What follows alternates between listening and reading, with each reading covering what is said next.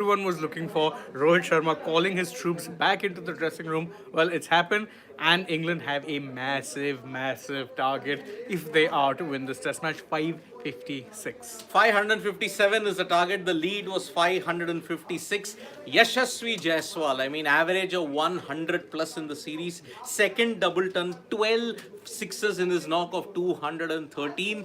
He bettered Vizag in a big, big way. 209 he had in Vizag. Now he's got 213. Sarfaraz at one point we thought, okay, 4, 6, 4. We thought that he's also going for 100. Yeah. But better sense prevailed. Rohit Sharma declared 557 is the target for a world record chase to be accepted. Now, if Basball wants to believe in the delusion that okay, it can be chased down, let us give you one scenario here. The highest successful they attempted chase was 645, but they were chasing 696. England tried against South Africa. But why did they have to abandon that chase? Because their ship was about to get delayed. Their ship was about to leave, and that is why they said, okay, we can't continue any further. It was a timeless test match. Yeah, this was back in the days when test matches didn't have limits. Yep. So no limits literally. If you think 5 days is long, back then you'd play until you had a result. Yep. So 4.5 sessions remaining now. Okay. Jaiswal and Sarfaraz ensured that whatever it's baseball and all those kind of hula baloos that you want to talk about, it's got nothing to do with it. They have scored at rate of over 4.5 at this point in time. So that is why Sarfaraz 67, 62 in the first, unbeaten. But Yashasvi Jaiswal, I mean, the way how he absolutely decimated Jimmy Anderson, three consecutive Three sixes. consecutive sixes was making Jimmy Anderson look like an absolute nets bowler. And that rarely happens. It does not happen often that some young kid will come and so mercilessly just murder an experienced bowler, someone who is, lest I remind you, 4 wickets away right now from the magic 700 yep. wickets. But It kind of reminded me of how George Bailey went after him in Perth. He hit him for 28 runs in that, 4 fours and 2 sixes, if I am not mistaken. So, excellent session for India. I mean, they continue to absolutely ensure that the England bowlers were have under the nowhere to pump. hide. They were under the pump. There was no way. There was nothing you could do. There was nothing. They were trying everything.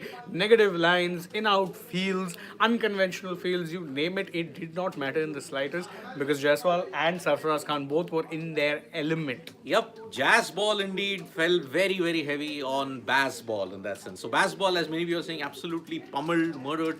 But as I said, I will wait for the comments after the end of the test series. And looking at it, England hit themselves in the foot, shot themselves in the foot when they conceded a 126 run Will they collapse? Simple as. That one collapse right now, as things stand, looks like the game-changing moment. Yep. Because on a pitch that was offering up no demons whatsoever, they could have, even if they got close, if it was a 30, 40, 50 run lead, you would have been in a good position. 120 run lead, sorry, that's all she wrote. That's all she wrote, and because of that, see, 557, can England survive 4.5 sessions? See, they will go for the win, but if they're sensible enough, and that is the thing, Baz ball sometimes is never sensible. Baz ball sometimes does not play according to the situation. Just ask Joe Root. That reverse paddle is probably one of the costliest shot that was ever played, and it might have potentially cost them the series also. Quite possible. So that is why, looking at the way how can they survive today and take it to day 5, That's going to be the first thing. that's the first thing. See, England will go for, they'll try and bat aggressively, okay? But they're also going to be prone to a cluster collapse at this point in time also.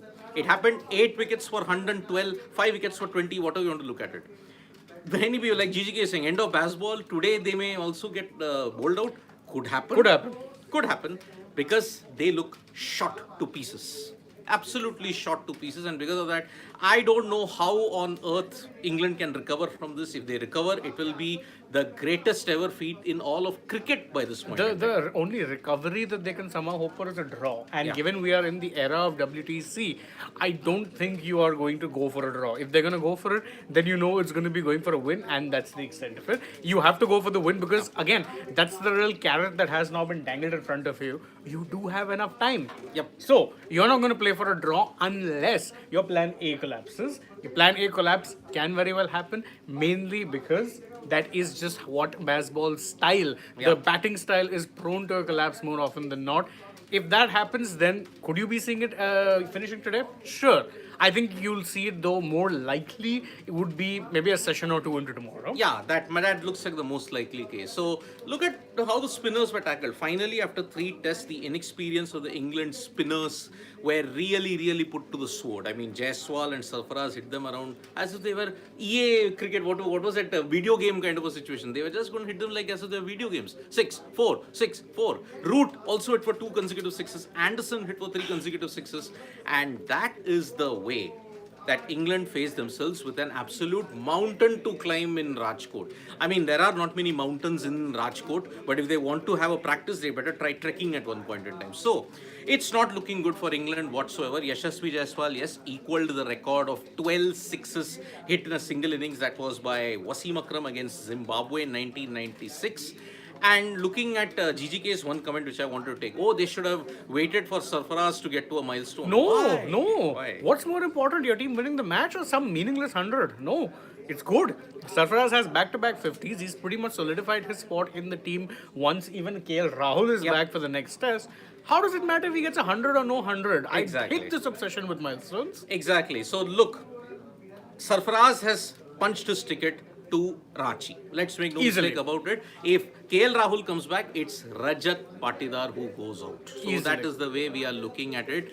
And looking at the way, see, 500, 600, you can even score 700, 800, and still you would not think that it is going to be is safe enough for you. So that is why it's a good thing. 557, you've given yourself 4.5 sessions. This pitch, by the way, you'll have to work hard for your wickets. Mohammad Siraj did say that yes, we will have to work hard for our wickets because it's slow turn. Yeah, and I mean, you were seeing it with the England bowlers as well. It's not like they weren't getting turned.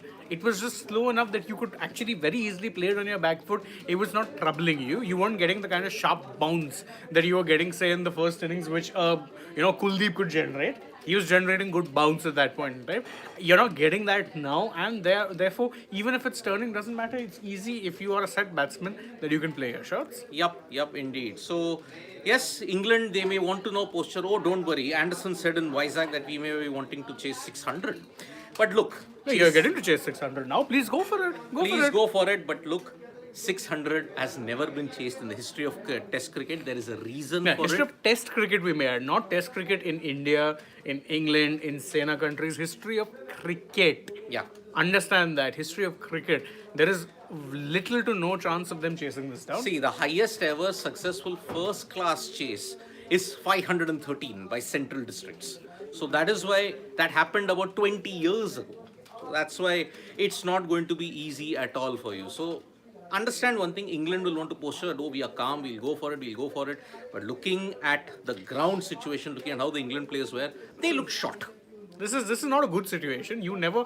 I mean, sure, you may back yourself to chase 600. Do you really want to be chasing 600? Yeah. No.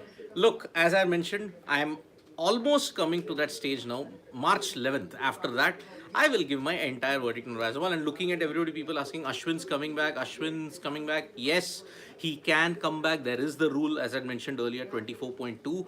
The umpires deemed it as a very legitimate thing, and that's why Exceptional circumstances. there is basically. no time limit whatsoever. He can come on to bowl anytime, whenever the team decides that they want to bowl him. So, Priyanshu Jaiswal saying, said Jaiswal joins Virat Kohli and Vinu Mankad to score 2 double hundreds in a series. Yes, he does.